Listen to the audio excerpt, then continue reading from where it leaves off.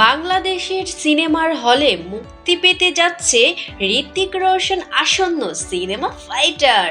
এই সিনেমা দিয়েই প্রথমবার জুটি হিসেবে পর্দায় আবির্ভূত হচ্ছে ঋত্বিক দীপিকা।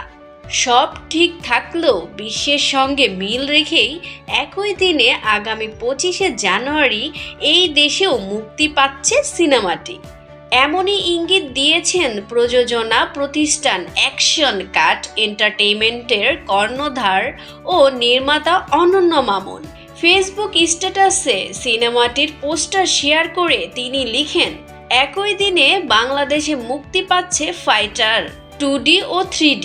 সিনেমাটির মুক্তি পেলে প্রথমবার বাংলাদেশের দর্শকরা কোনো হিন্দি সিনেমা 2D ও 3Dতে একই সঙ্গে উপভোগ করার সুযোগ পাবে। এর আগে অ্যাকশন কাট এন্টারটেইনমেন্টে বাংলাদেশে আমদানি করে মুক্তি দিয়েছিল বলিউডের সিনেমা পাঠান, জওয়ান, অ্যানিমেল ও ডাকনি। ফাইটার সিনেমাতে প্রথমবারের মতো জুটি হয়ে আসছে ঋত্বিক রোশন ও দীপিকা পাডুকোন।